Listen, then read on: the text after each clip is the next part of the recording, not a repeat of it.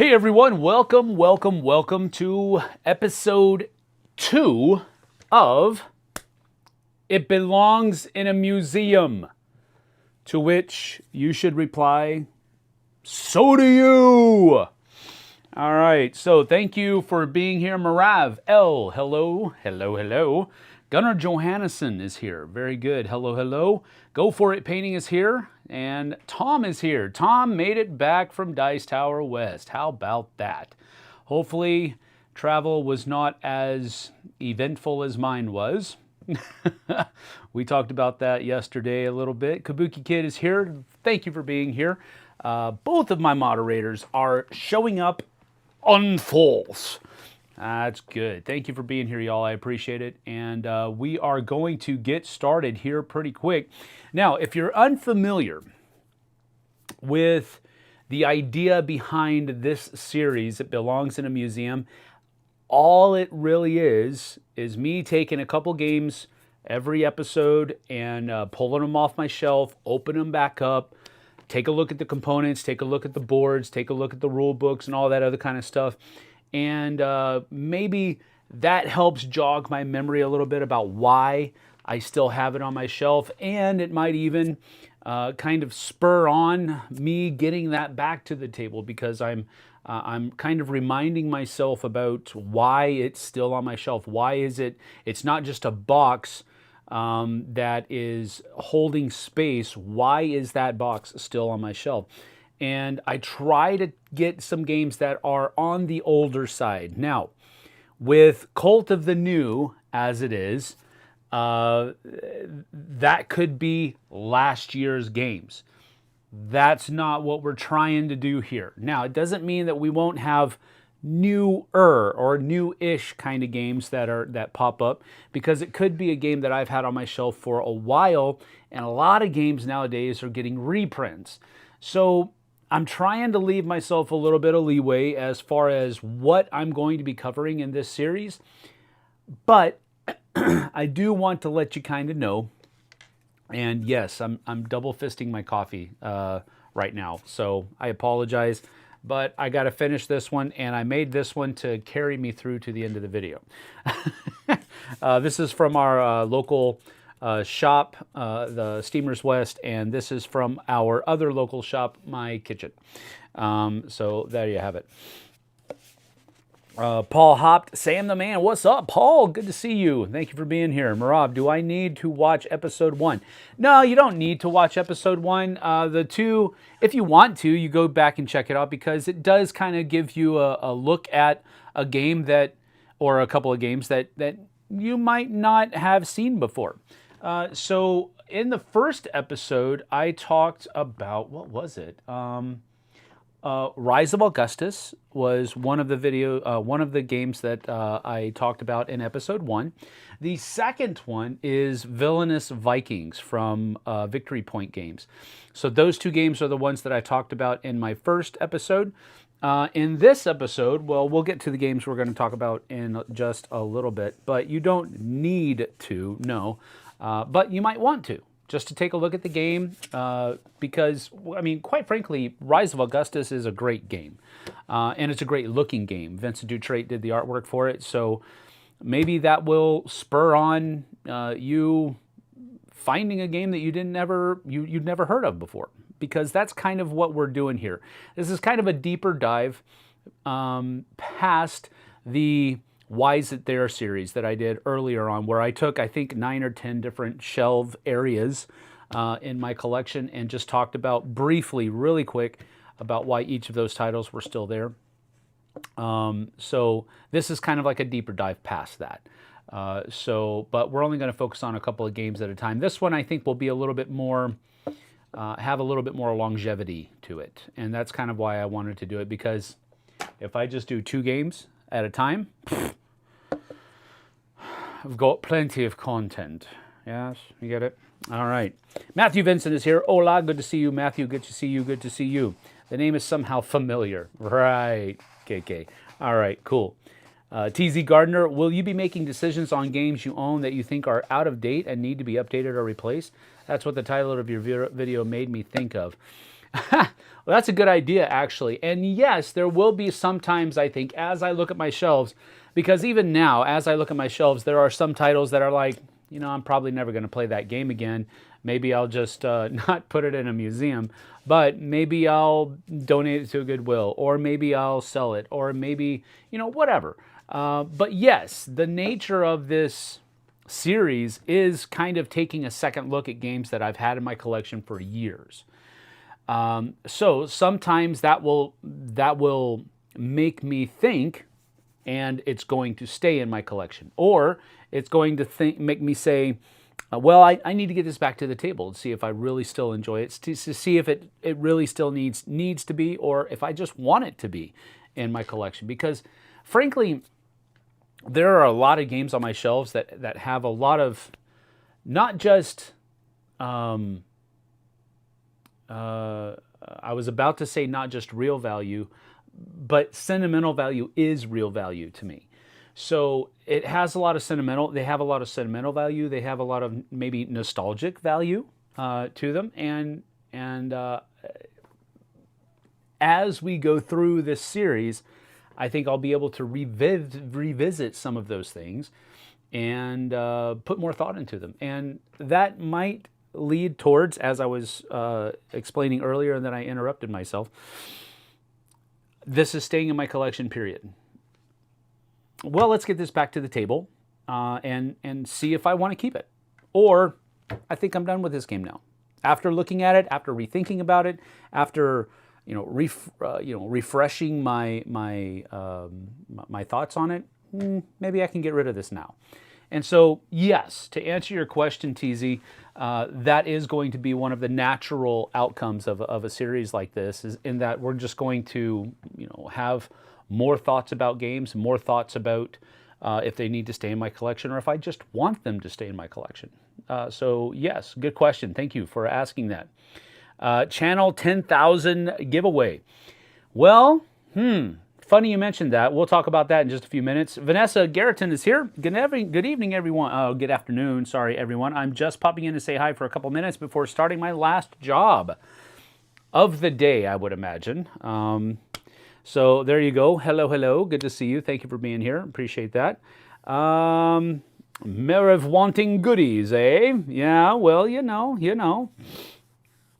Yeah, it is donating. Yeah, it absolutely is donating. The only thing with having a giveaway is that it is a donation of us giving it to those people, but their shipping ain't cheap right now. Know what I'm saying? So, I mean, goodness, I don't know what the weight is, but flat rate shipping is like $10.40. So, $10 if I get rid of 20 games and I donate 20 games, $10 per game, that's $200, So I'm not saying that I won't ever do it.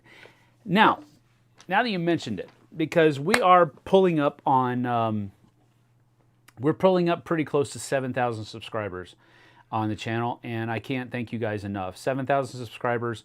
After, not even a year, we are in March. I don't know why I looked at my watch. Isn't that weird? How we're talking about months and I look at my watch. My watch doesn't have the month on it. Anyway, so we've got about 10 months. 10 months into the channel, already at 7,000 subscribers. That's cool. We're close to 7,000 subscribers. I've got about, I think, about 20 more subscribers and we'll hit 7,000. So that's great. And I am super excited about that. I really am. I check it every day. I want to see if it's gone up. I want to see how much it's gone up. So I really do appreciate all the subscribers and all the support that all of you guys have given us. But as we hit that 7,000 subscriber milestone, I am beginning to think about that as, what is it? Mick and Starla over at Our Family Plays Games, they're trying to hit their next milestone, and they call it their journey to whatever that milestone is. So as we're about to hit 7,000 subscribers, my thoughts are turning towards that next milestone, at least in my opinion, of 10,000 subscribers and what we can do to get there and what we can do to stay there. So that is something that's in the brain pan, Marav. So, and frankly, a giveaway is something that tracks with how we like to do things here. But it is something we have to put some thought to because it does involve a considerable monetary equivalent because, you know, shipping isn't free. So we'll put more thought into that though. Let's see here, Kabuki Kid, probably not, but it is donating. Oh, definitely. I wish shipping was $10. Well, I understand that even within the United States, $10 shipping is not bad when you compare it to international shipping. International shipping is even more of a thing. So that's another question we have to ask ourselves. If we do a giveaway, what's that going to do? What's that going to? Are we just going to sequester that to United States only, or are we going to open it up worldwide? Which is another reason why it's a considerable thought process. So there you go. I still remember when I first saw Sam's channel, I was like, what? Awesome. Thank you, Vanessa. Pretty appreciate that. I really do appreciate it. All right. Oh man, I got to finish one. This is the older one. I got to finish this first. This is new and hot and I want to drink it, but they're so good. Still good. All right. Well, without further ado, I do want to remind everybody that we do have our shirts available, our t-shirts available. I'm not wearing one right now. I'm actually wearing my Game Topper shirt. You what? And you'll be seeing the Vincent Dutrait. Yeah, you've heard that name before. Great Wall Playmat from Game Toppers. So you'll be able to check that out here in a little bit. It's super beautiful. I love the artwork. Anyway, wearing a Game Topper shirt. They are a sponsor of the channel, so I want to thank you for that. Thank them for that. And then you also saw the Peacekeeper video there. They are our monthly subscriber, so go check out Gearworks. They've got some stuff coming out here pretty quick for Gearworks, and they currently have some stuff that's available. But as we're getting to all that, we're talking about support of the channel. You can go purchase Flipside of Board Games t-shirts now. And we're going to be adding more things. We've got some stickers, and we've got some of the older shirts that are available with the OG logo. You know what I'm saying? The vintage logo. Ooh, maybe that's what I'll call it. The vintage Flipside of Board Games t-shirt. We'll have those going up as well a little bit later. So you can go check that out. That link is in our description, so you can go check that out. And that's a great way to support our channel as well. Because what that basically allows us to do is, first of all, you become, and I know it's kind of weird to say it this way, but you become like a beacon of advertising for us. When you wear a shirt around, there is a QR code on the very back, and so if people ask you about the shirt, you can say, hey, go check it out, and they can scan your back, and that'll take them right to it. So it's just another way to kind of get the word out about the Flipside. But they're super comfortable shirts as well, so you can check that out. The link is in the description of the video, so thank you for that. I would watch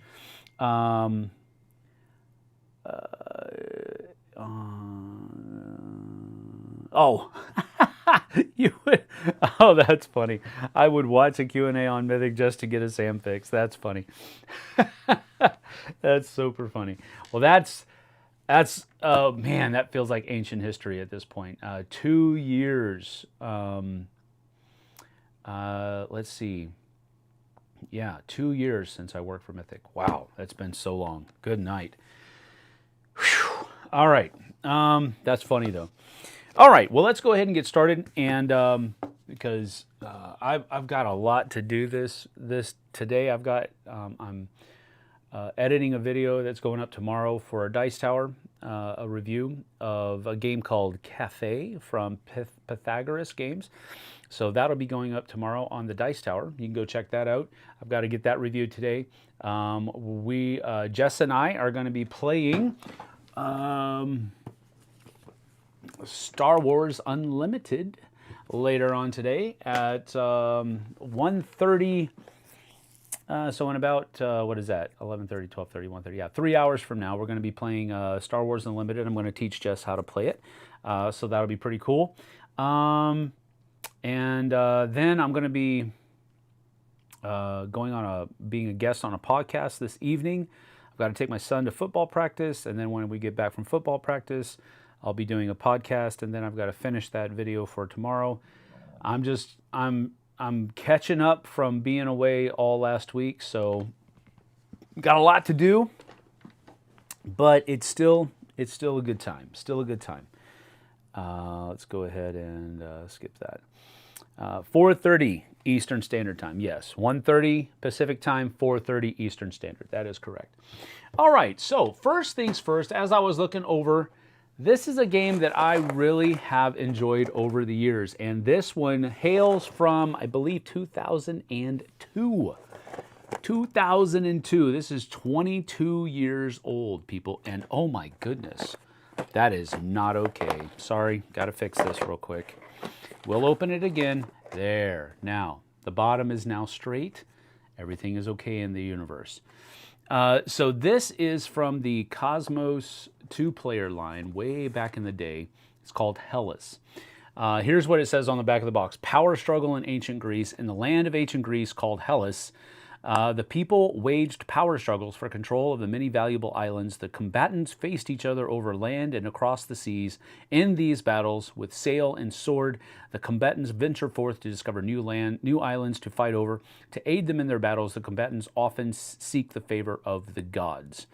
So you get 24 map tiles, 30 Greeks, 20 ships, 50 cards, 1 rule book, and so this is for just 2 players, about 45 to 60 minutes for the game time on the box.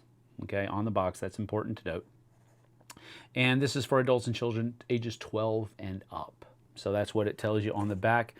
But the coolest thing about this is that, first of all, I'm a Greek mythology history fan. I wouldn't say a fanatic like the word fan denotes, but I do enjoy that theme, if I can put it that way. Lords of Hellas was a game that I really enjoyed because of that. I mean, Lords of Hellas has a really cool kind of techno addition onto that whole thing, so that's a pretty neat thing. And then production values off the charts. This is quite the opposite end of the spectrum from Lords of Hellas. It's a very small, compact 2-player game that basically just mimics the struggle from the Hellenistic era period of time. So, did I say that right? I think so. Anyway, Franz Benno Delange is the designer. Let's go ahead and get down to the table, and we'll take a look at the game and its components. Let me get this out of the way so I can kind of keep track on what's going on. That's pretty good. Yeah, there we go. All right. Got to go back to work, Vanessa says. Catch y'all later. See you later, Vanessa. Thank you. 2002, that is not okay, LOL. See if it holds up. 2022 being 22 years ago just ain't right. I tells ya. That's true as well.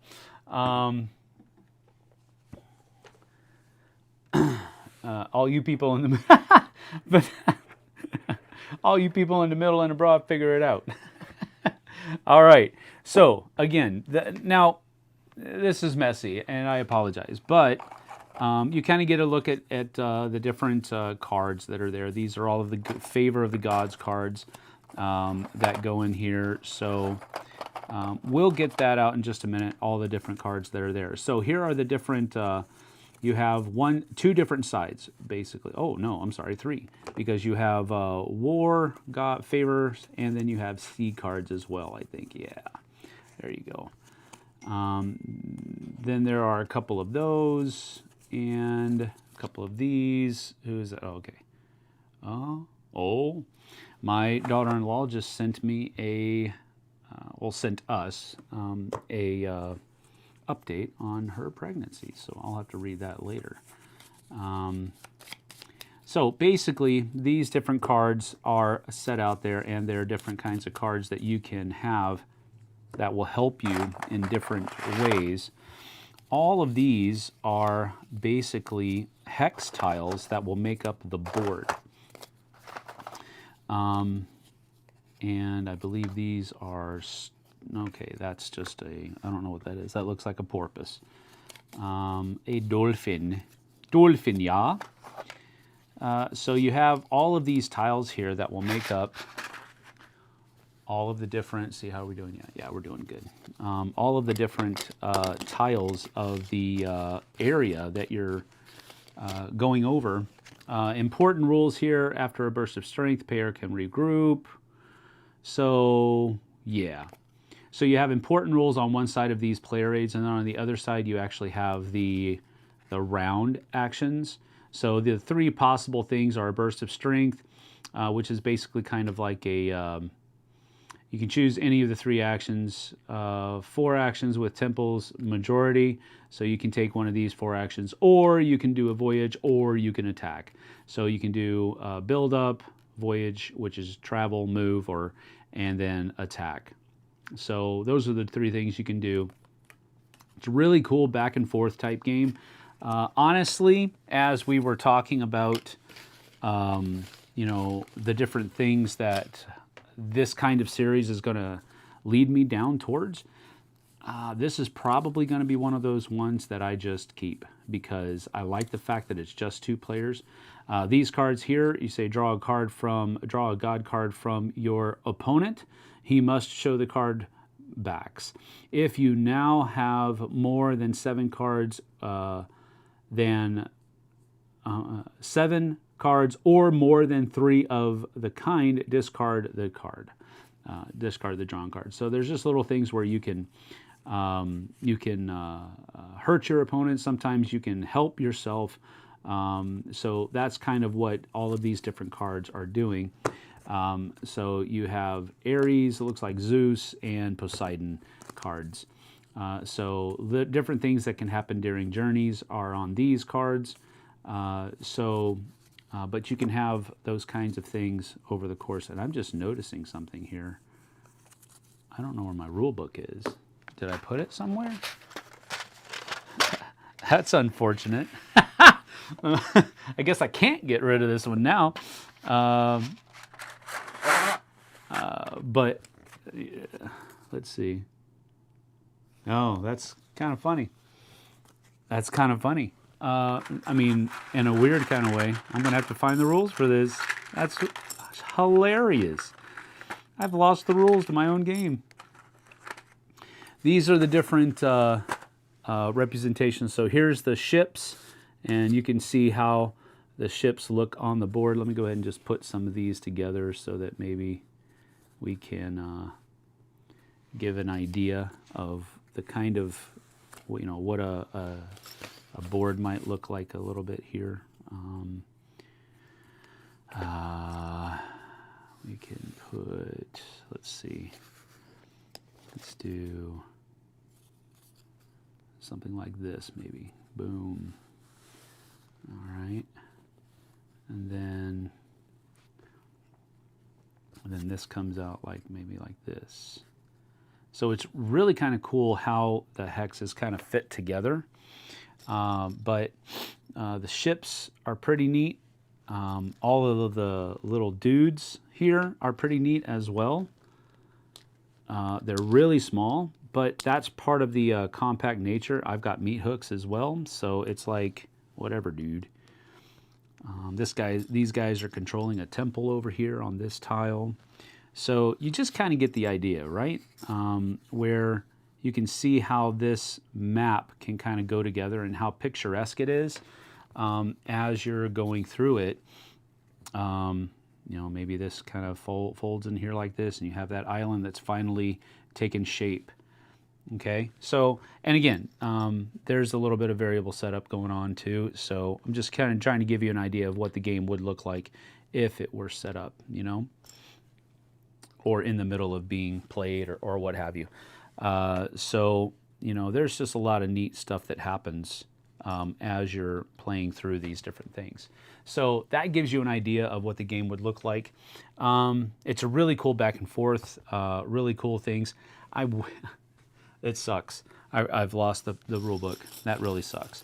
Anyway, it's got a pretty good insert, especially for its day. Back in 2002, this was like a very nice insert. It holds everything. Now, with that being said, you did see how the board, you know, everything was kind of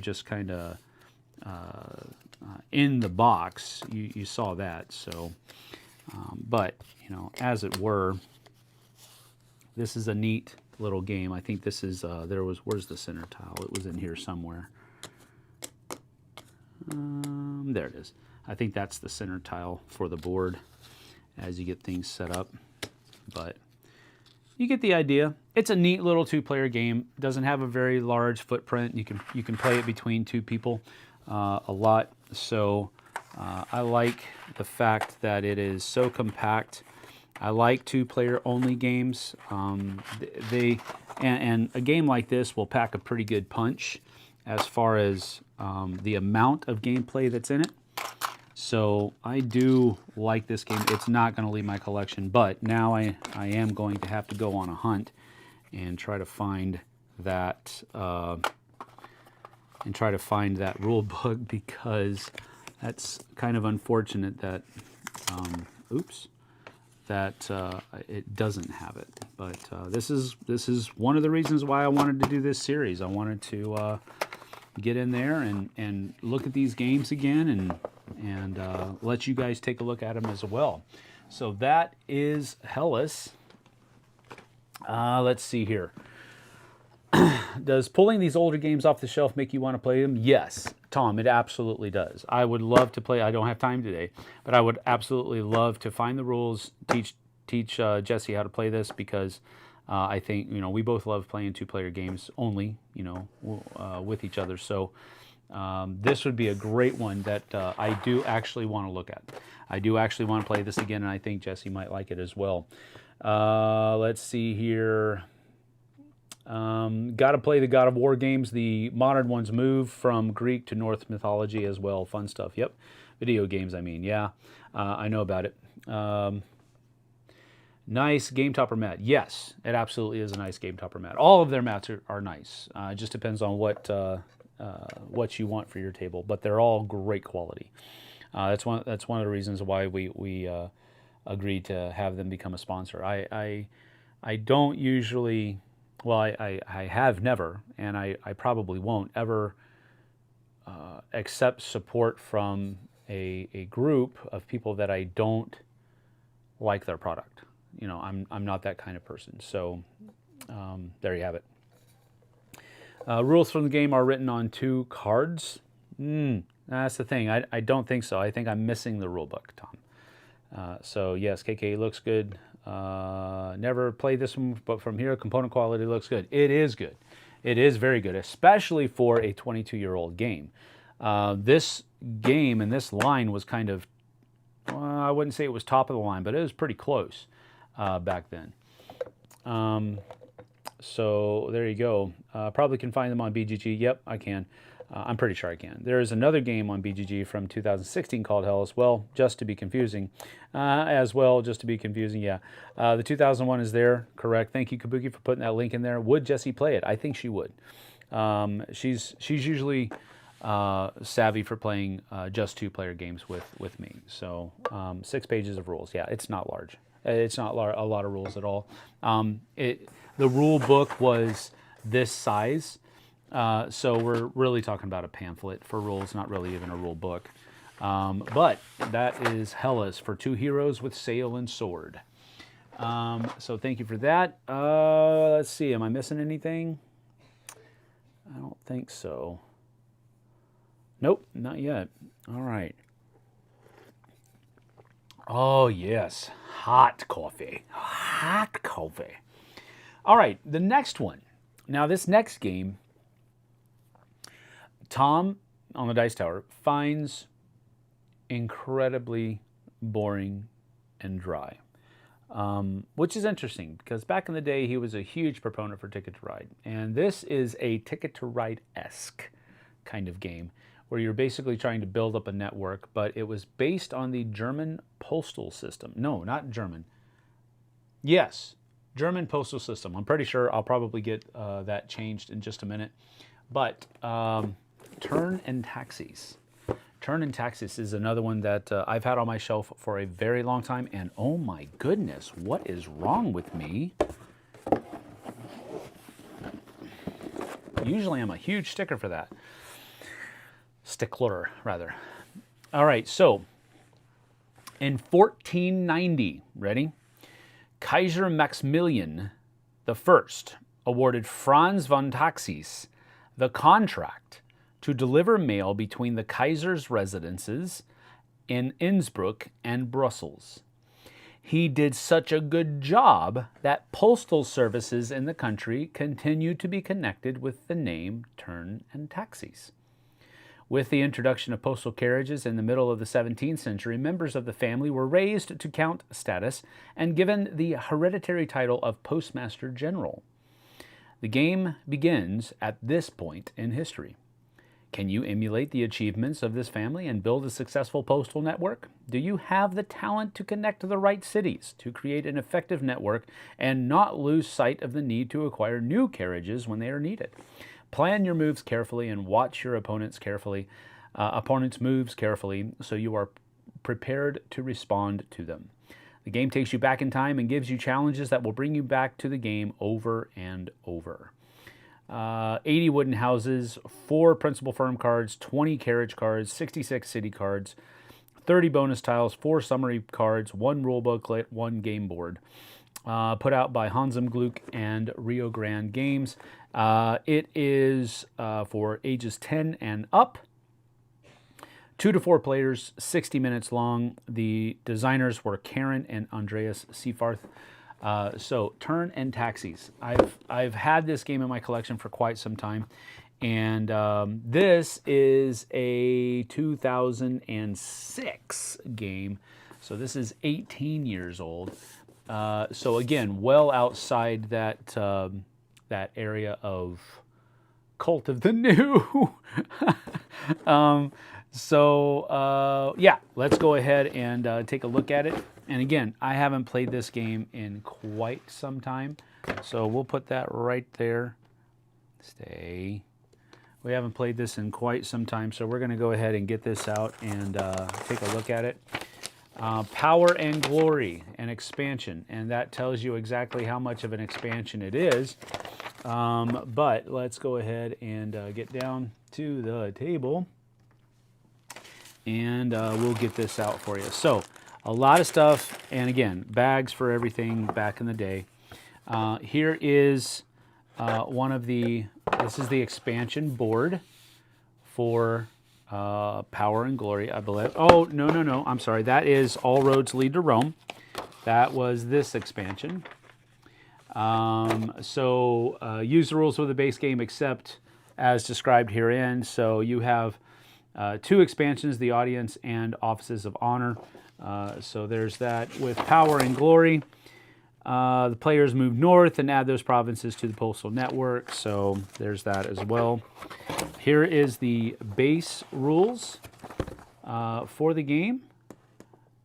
It looks like the historical buildings that are printed on the board. It tells you what all of them are. I love it when games do this. They used to do it all the time. Now they don't do it so much anymore, but I think people are getting back to doing this kind of stuff because I think more people enjoyed reading about this type of stuff than people thought. And now people are trying to realize that again. So this is just kind of like a little supplement that talked about the history of things. And then the actual rule book is here. Wow. So many rules, right? But that's another thing that I think has gone by the wayside. You know, you have these rule books that are 25, 30 pages long, and I'm like, okay, I can read 25, 30 pages, but come on, can't you be a little bit more concise? Anyway, there you have that. So this is all the rules for the base game. I'm sorry, no. This is all the rules for the base game and 2 expansions. You kind of get what I'm saying. Anyway, soapbox put back. Let me get out the... sorry, I hit my microphone there. I apologize. All right, so we have 2 boards. I'm trying to see which one is which. So I think this is the base game. This is the base game board, and you already saw that this is the power for Rome, what have you, and this would be added to the side of the board or something to that effect, like so. And then I believe that this is the expansion board. So it would take, let's see, let me make sure. I think this is the expansion board, and it added in some more stuff. So you kind of get the idea. So this is the expansion board, and then that would be the base game. Okay, so very, very similar. You know what I mean? But you get the idea. All right. Then you had, you know, a whole bunch of different kinds of tokens, and so, oh boy, a whole bunch of tokens. But these little carriages were pretty cool, I thought, for player pieces. Let's see, where's the other one? There it is. Bright colors as well for the player counts. I like that. These were the little postal houses that you would get. These things here, I think, are mostly one of the expansions, I think. All of this stuff over here. And then these were things that went over here on this board. But then you also had a whole bunch of these guys. Then these were the different postal houses. They would stand up like this. And you would put them in the different towns like so. And kind of get the idea. And then you had other bonus tokens here that would give you certain things as you would flip it over. So you had a whole bunch of those tokens. Most of the cards that you had. I'm going to have to pick that up. You would have different towns on them. So you're trying to get the... you know, the cards to go to these different towns that are out there. So you get the idea, I guess. Rostock, Weimar, Amsterdam, and they had different suits and so forth and so forth and so on.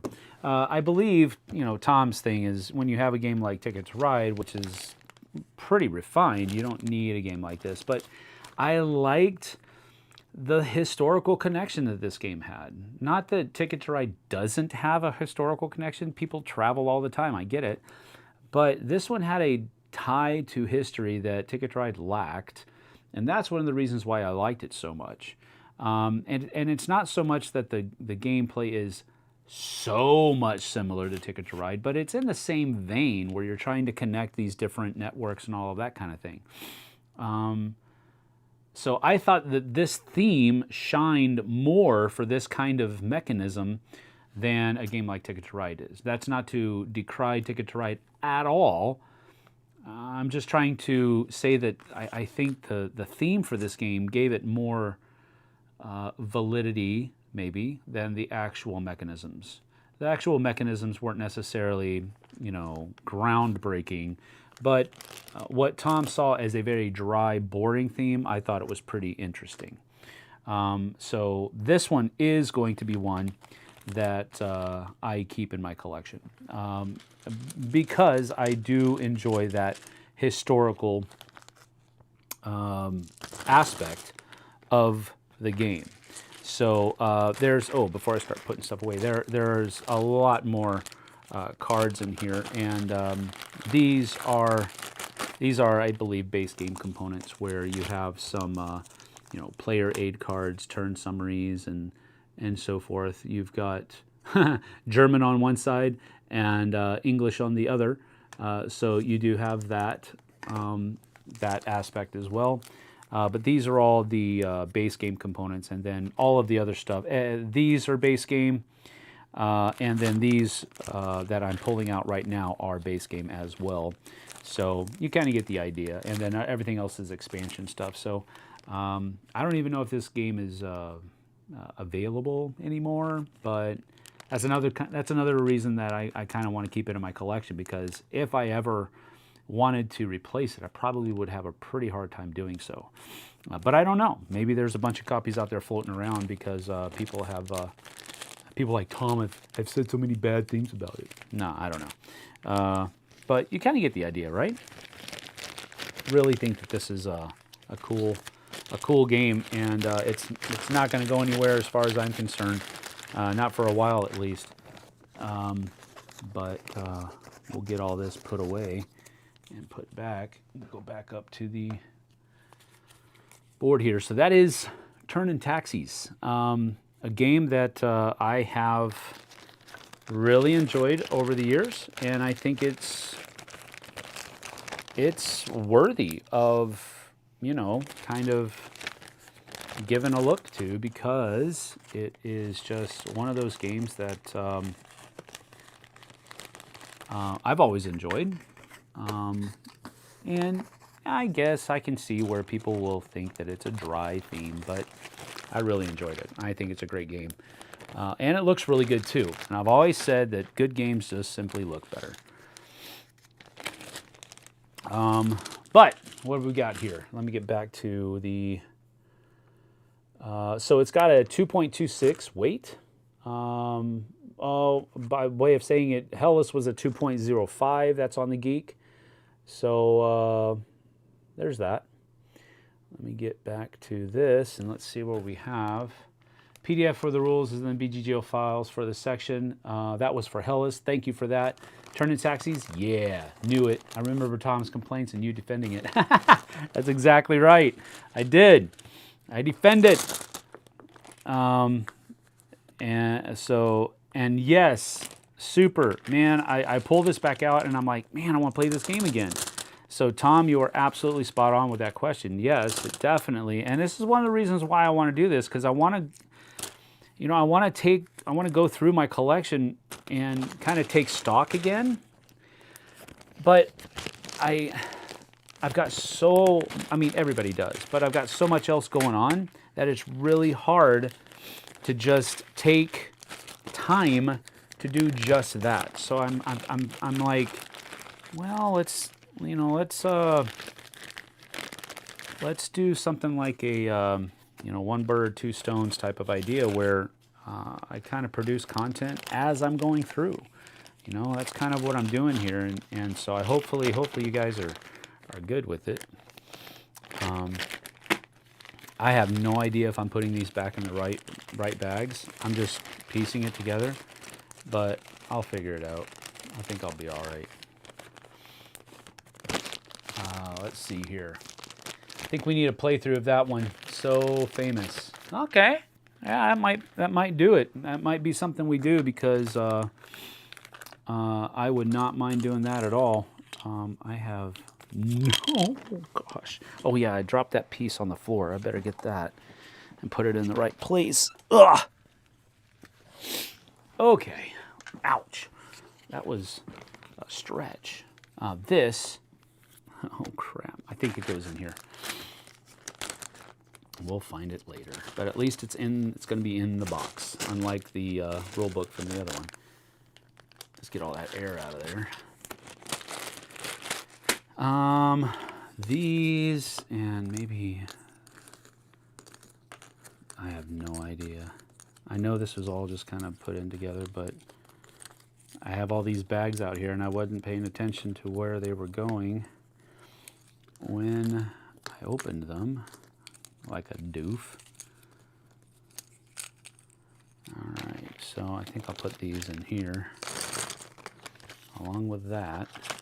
And I don't know why I delineated those apart from the other stuff. But now we're going to put this in here and put all this stuff in there as well. But at least it's all separated. So, a playthrough of this, so famous. Yeah, that might be something we do. That would be a cool thing. So, that's a good idea, Marav. Good idea. Indeed. Fee is here. Hello, hello. If you're interested, you can check the BGG link for Thurn and Taxis. Thank you, Kabuki. Appreciate that. Another one that I have never played still. I think you would enjoy this, Kabuki, because it does have that historical flair to it. And I think you would enjoy it. I really do. So, there you go. Pull this back. All right. Boards fit in. Expansion board. Those on top. And all of these in here as well. So, got everything in there. And the box is straight. So that's Thurn and Taxis. And the other game that we did, Hellas, let's go ahead and just put it that way. That'll be good. That way I can go ahead and talk about this. Let's see. Played this with my buddy, Doug says, played this with my buddy from Seattle, and it didn't grab me. Be gone with him! I need to give it another shot. Glad you pulled it out today. Doug, I'm just kidding, buddy. Yeah, I like history in the game. Fee is here. Hello, Fee. Good to see you. Is the expansion standalone, or would you use both boards? No, I don't believe that you use both boards. I think one board, if you want to use the expansion that includes the Northern Territories, I believe that you would only use that board that came in the expansion. I don't think you use both. I could be wrong, though. It's been a long time. Well, let me see. Let me see. I can find out. So, all roads lead to Rome. Brings in that. Doon, doon, doon.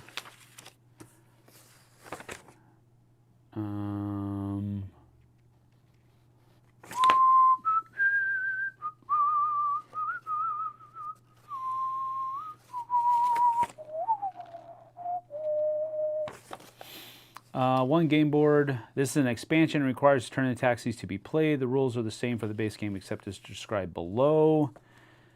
I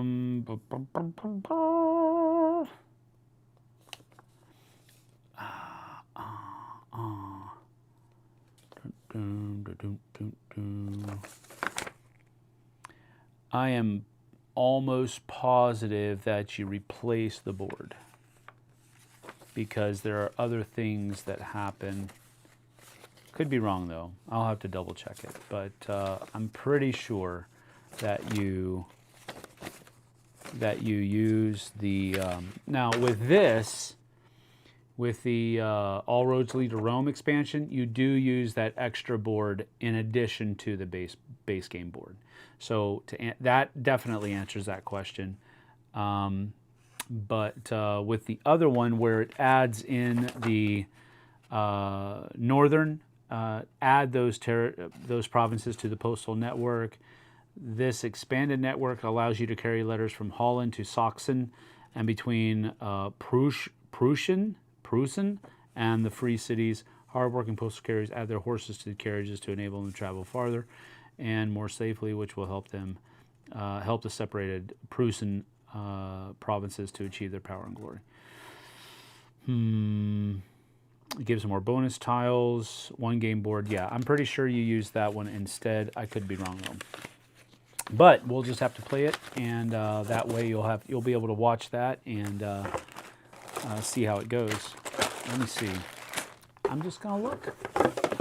I was looking at it upside down.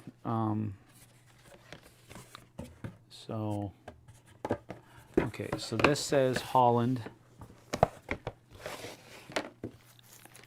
There are no, yes. I think it's one or the other. You don't use both boards. And the dudes are different. The dudes are different. So I'm pretty sure this base game board, Salzburg loads, and this is just Northern. So yes, you would play one or the other. You wouldn't play both. There's no, there's nothing that pulls your links from this board to that board or vice versa. So I don't think you use both boards.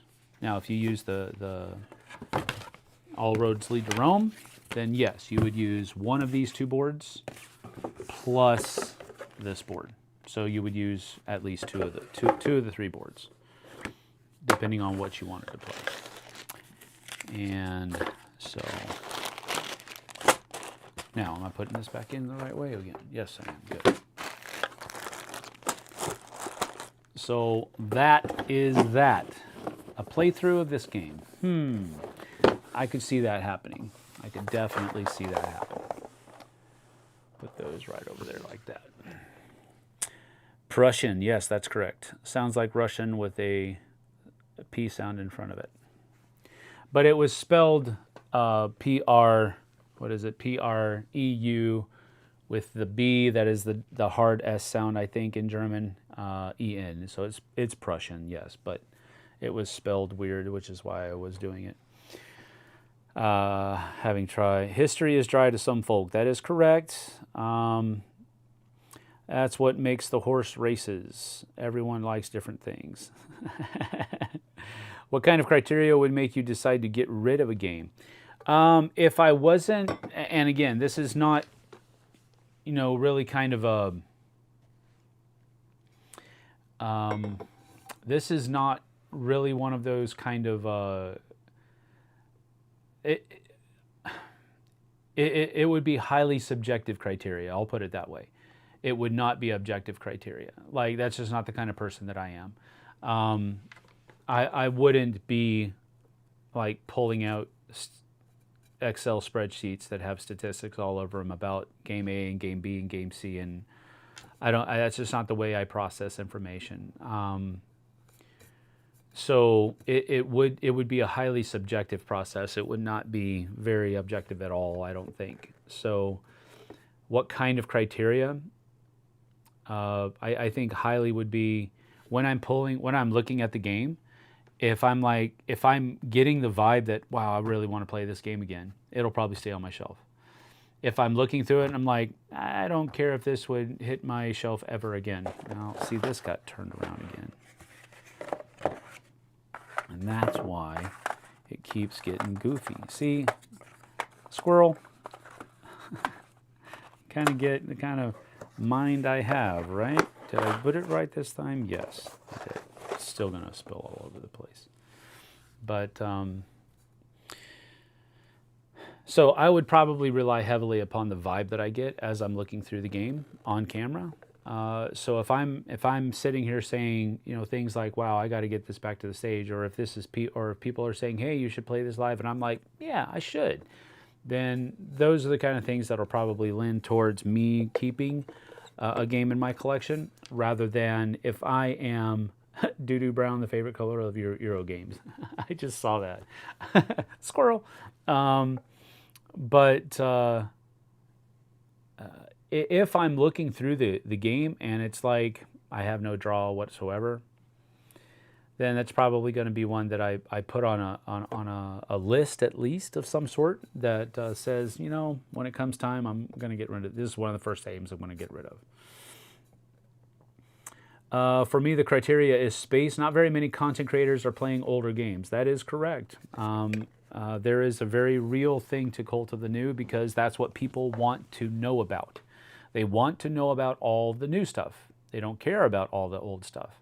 So content creators are, I would imagine they somehow feel pigeonholed to an extent on what content they're going to create, because people aren't going to they aren't going to watch necessarily a video about an older game. They want to watch a video about a game that's maybe not even out yet. so that they can decide on whether or not they're going to purchase it. That's the kind of content that people are wanting to watch, which is unfortunate because there's a lot of good stuff that's out there that people just don't care about because it's not new. And that's unfortunate. That really is. And I'm not going to get on a soapbox and say that more content creators should be creating more content. Blah, blah, blah, blah. I'm not going to do that. But I mean, I'm going to be honest. I think that it's doing a lot of these kinds of games a disservice because these are great games. I would say that these, you know, again, I got to get them to the table again. But at the very least, I think Hellas is would be a modernly viable game to play as a two-player. I don't think that it's any worse. And without having played it again, I don't think it's any worse or better than any of the two-player games that are out there right now. It's not to say that the ones that are coming out are bad. I'm just saying that this one, being 22 years old, I think is just as fun of an experience as many of the two-player games that are out there right now. But people aren't going to make videos about this one unless they're doing something like what I'm doing now, because more often than not, people don't care about this game because it's 22 years old. But if I put a game out here that is 22 minutes old or 22 days old, well, yeah, I'll watch a video about that because insert reason. Unfortunate. That's the best word that I can come to. Joker ES. Hey everyone, slowly catching up at 2 times speed, almost back to normal speed. I wonder how I look at 2 times speed. That's kind of strange. So I appreciate a series like this. Yes. You don't get most. You don't go to most content creators for older games. It's always new stuff for most. Yes, that's correct. I bet I would like it. If opportunity arises, I shall play it. Good, Kabuki. I bet you replace the board with the expansion one. I think you do.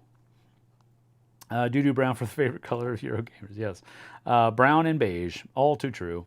Seems like it would be too big with both boards. I think so. Prussian, yes. All that stuff. Do you have a collection management system like BGG or BG Nexus or one of those? No, I do not. And that's one of my shortcomings. I don't have a method of cataloging all of the games in my collection. I tried doing it way back in the day on BGG, and like if you look at my collection on BGG, let's just go ahead and do it. There's a good bit of stuff there, but let's see, how many games do I have in my collection on BGG? That's a lot of 434. 434 things in my collection, many of which I have not even put anything in as far as the rating system is concerned. But you can see there that I have back in 2007, 2016, 2006, 2009, I was, generally speaking, trying to do some things. Like there are games in my collection on BGG that I just do not have anymore, and some that are on wish list, like 10 Days in Africa. That's not in my wish list anymore. So I would not love to have that. I'm just going to take that off. So save, because I don't have 10 Days in Africa. I have no desire to get 10 Days in Africa. I have 10 Days in Asia. That'll probably come up on another one. 10 Days in Europe. Wish list? Nope, not so much. No longer. 10 Days in the USA. I don't even think I own that one anymore. I might have gotten rid of that. 1960, The Making of a President. I don't think I own that one anymore either. So 3 Wishes, I don't think I own that. I haven't updated this thing in a long time. But I tried, and I just didn't keep up with it. And now it's like I'd have to start all over again. So to answer your question, no, I don't use any of those things at all. Joker ES says, I've been using Geek Group with the BGG API, so I do my ads removal via BGG and then log plays through BG Stats. It's really helpful to get a grasp of what I have and what I haven't played lately.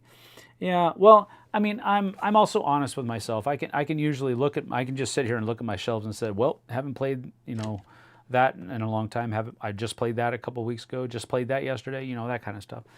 But I spend enough time on my phone as it is. I don't need another reason to spend more time on my phone because it'll detract from the other better reasons that I'm on my phone.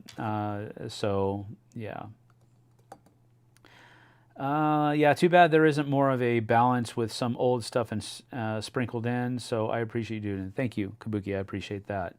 BGG is how I keep track of my collection. Yep. TZ Gardner, seems like you're filling the niche of showcasing older games then. That is quite intriguing. Well, thank you. I appreciate that, Gardner. Greg Hensman. Personally, I really like seeing creators revisit older games in the context of all of the current games to see if they still hold up or not. So we shouldn't get you 10 days in Africa for Christmas. No, Tom, please don't. I'm okay. I'm good. We'll talk about this probably next week because I'll put 10 Days in Asia on next week. 10 Days in Asia is my favorite one out of that series, but we'll talk about that later. So no, don't get me 10 Days in Africa for Christmas, but thank you. I appreciate that. I wanted to thank Tom personally. He bought me dinner one night at Dice Tower West. He was a buddy of his from the UK showed up, Danny. Danny's been battling cancer and I believe has been given the green as far as being free from it. I might be misspeaking there, but he was allowed to come at the last minute to Dice Tower West, and so Tom at the last minute bought a ticket and came on down, and I saw them there, played a lot of games with them. I want to thank Tom personally for getting me a slice of New York style pizza at the Palms one night. That was a pretty cool thing. We had among other games that we played, he brought in the acrylic tile version, his version of Kohaku, and we played that with Danny, a 3-player game of that. We played a bunch of other things. I think I taught them Nar as well. We had a whole day of Viking games, Nar, Champions of Midgard, and then Blood Rage. So that was a fun day as well. So it was great seeing Tom, and I want to thank him for the work that he puts in. And now Kabuki, you need to get to some conventions, girls, so that we can play some games as well. And anybody else that's out there watching. But I was just talking about my moderators there for a little bit. So thank you guys for what you do. I appreciate it. Yes, about Denny. Good. That's cool. Kabuki says, first, Joker ES says, I wish my memory as to when I played things was that good. I look at games and say, we played that a month ago and it's been 3 years and the game really should go out onto a better home. I get it. I sat down one of the days that we were at, I was at Dice Tower West. I sat down to play a game of Path to Civilization and with Tom. Tom was going to teach me, and two other guys sat down, and Tom asked both of them, well, have you played? And one of them said no, the other one said yes, and he said, well, if somebody wants to play that hasn't played before, I'd like you to give your seat to them so that they can learn how to play. And they were both very understanding with that concept. About 3/4 of the way through the game rules explanation that Tom was giving, the guy said, I apologize. I just realized I played this game yesterday. He had forgotten. But it was a laughing moment at that point because this was at like 6:30 in the morning. Hardly anybody else was out there. So it wasn't like that he was, willfully taking somebody else's spot. We just thought it was hilarious that he had played the game the day before and realized about 75% through the game, the rules explanation, oh wait, I have played this. I just thought that was funny. It was great playing with you. You really made Danny's time at the convention very memorable. Good. That's absolutely cool. Yeah, I'm lame with cons. You don't have to be. No, I get it. Sometimes people can go. That's one of the things that I really enjoyed. That I thought was a positive from the COVID years, was that publishers were forced to do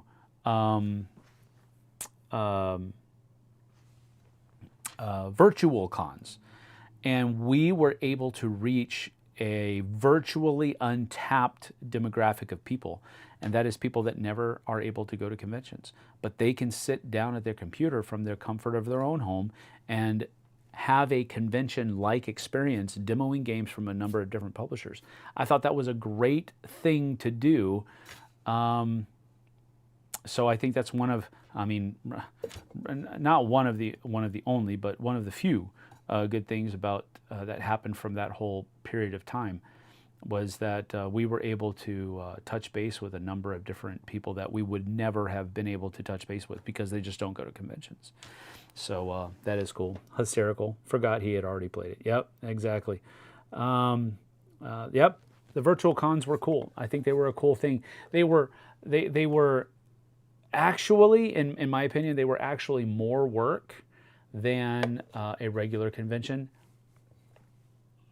on a minute-to-minute type thing. Because when you sat down at a computer to do a virtual demo, you had to be locked in. And it was like, it was more intense, I guess you could say, and less laid back, because you had to be very, maybe not precise, but you had to be very clear with your words because they were only going off of your voice and not anything else. In a convention, in a personal setting, there's a lot more to communication going on than just your voice. There's body language, there's facial expressions, there's a number of different things. And with the virtual cons, in large part, you didn't really have any of that, which I missed that part. I'm a very personal person, if that makes sense. And there was a lot lacking to the virtual con set, but it gave us a window of opportunity. And that's the good part about it. It gave us a window of opportunity to tap into those demographics that we would not have been able to tap into at a regular convention. So it was a cool thing. I liked that part of it, and it was neat. And here I thought playing board games was going to help keep my memory sharp. In a sense, yes, but there is, I honestly believe that there's a thing called overload. And at some point, your brain just has to start dumping information. Or at least it just becomes more difficult to access that information. And some of us reach that point a lot faster than other people do. So that's that. But maybe they are best for someone weird like me. You're not weird. You are you. And I mean that. All right, well, that's been about an hour. I think that's where I want to keep these little guys. I need to do some more work, some more editing work, and I need to get set up for Jess and I's playthrough of Star Wars Unlimited. That's going to be happening in 2 hours, a little bit less than 2 hours. So at 1:30 Pacific time, 4:30 Eastern time, and as Vanessa said earlier, the rest of y'all just do the math. So we're going to be doing that. A gallon poured into a shot glass. That is a great comment. I love that. That is awesome. Fun video in chat, Sam. Thank you very much, Kabuki. I appreciate it. Thank you, everyone else, for being here. I appreciate that. If you have a chance, go check out Thurn and Taxis in Hellas 2002, 2006. These are some older games, but they are still fun, and I might be able to show you how fun they are on a future playthrough, but we'll get to that hopefully in the near future. I'll probably be unavailable. No worries, Kabuki. You do you, and we'll get by. until we see you again. Thank you for joining us. Thanks for the time. Enjoy the rest of the day, everyone. You too, Joker. Really enjoy this video series. Thank you, Tom. Appreciate that. All right, we're out. Thank you for joining us. We'll see you guys and gals on the flip side. See you in a couple hours, hopefully. If not, we'll see you next time. Bye-bye.